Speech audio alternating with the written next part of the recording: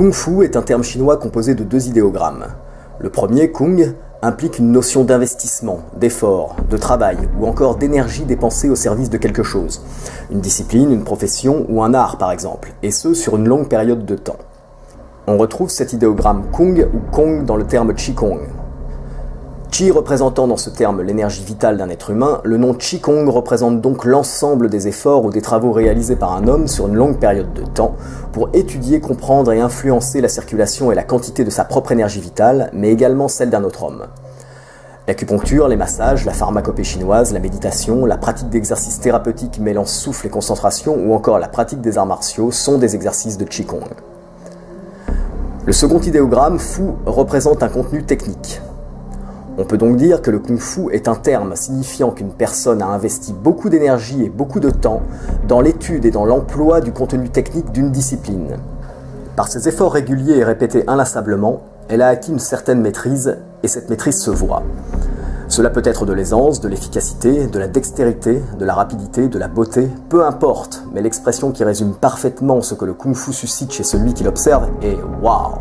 L'admiration provoquée par le profond savoir-faire ou le coup de main d'un artisan exprime totalement ce que l'on ressent en présence du Kung Fu. Le Kung Fu n'est donc absolument pas un terme propre aux arts martiaux. C'est un terme général. Un grand chef cuisinier possède le Kung Fu de la cuisine par exemple. Sa grande expérience ne s'apprécie pas en regardant ses diplômes mais bien en goûtant le fruit de son travail. On la ressent dans la subtilité des mélanges des saveurs, dans la justesse de la cuisson des plats, dans le choix des produits et des épices, dans la mise en forme harmonieuse des assiettes. Sa cuisine nous transporte, nous procure une émotion. Seul un travail acharné et régulier durant de nombreuses années procure le Kung Fu, mais pour accepter les efforts et les sacrifices qu'il exige, il faut être véritablement passionné par la discipline dans laquelle on choisit de s'investir. Le Kung Fu est donc une véritable preuve d'amour. Ce qu'il faut aussi percevoir dans l'alliage des idéogrammes, c'est la notion de réalisation personnelle, d'accomplissement. Tout d'abord, le choix d'une voie doit se faire par le cœur et non par la tête. Ensuite, l'ensemble des obstacles qui nous séparera d'un quelconque résultat constituera un chemin initiatique. Celui-ci nous apprendra beaucoup sur nous-mêmes et sur le fonctionnement des choses dans notre univers. Il nous confrontera souvent à notre pire ennemi, nous-mêmes. Mais à l'issue du voyage, une transmutation aura opéré. Le vieux morceau de fer aura été chauffé, martelé, poli et sera devenu une magnifique lame tranchante. Si en Occident nous en sommes venus à désigner les arts martiaux chinois par le nom de Kung Fu, c'est à cause des moines jésuites missionnaires du XVIIIe siècle qui découvrirent en Chine les exercices de Qigong pratiqués par les bons taoïstes. C'est le père Marie-Joseph Amyot qui, dans ses écrits, employa le terme Kung Fu pour décrire en détail les enchaînements de mouvements qu'il observa dans les temples de Pékin. Ce nom fut sans doute choisi en raison de son utilisation par les moines chinois qui l'employaient pour se féliciter les uns les autres des résultats obtenus par un long travail rigoureux sur leur énergie vitale. Ainsi, en Occident et particulièrement en France, le terme de Kung Fu fut amalgamé à toutes les pratiques physiques énergétiques et les arts martiaux chinois en faisaient partie. Ce nom rejaillit et fut popularisé dans les années 70 avec l'arrivée chez nous des films d'arts martiaux chinois. On parlait alors des films de Kung Fu. En Chine, le nom qui désigne les arts martiaux chinois est Wushu. Ce nom est également composé de deux idéogrammes, l'idéogramme Wu signifiant guerre et l'idéogramme Shu signifiant l'art. Pour comprendre la philosophie des arts martiaux chinois, il est important de savoir que l'idéogramme Wu est lui-même composé de deux clés. La clé stoppée et la clé hallebarde, lance ou javelot, représentant plus généralement les armes. Il faut donc en déduire que la guerre en Chine n'était conçue que comme une ultime solution pour rétablir la paix. Nous pouvons aussi reconnaître le principe universel de la non-dualité cher aux Chinois qui dit que, pour que la paix existe, il faut aussi l'existence de son contraire.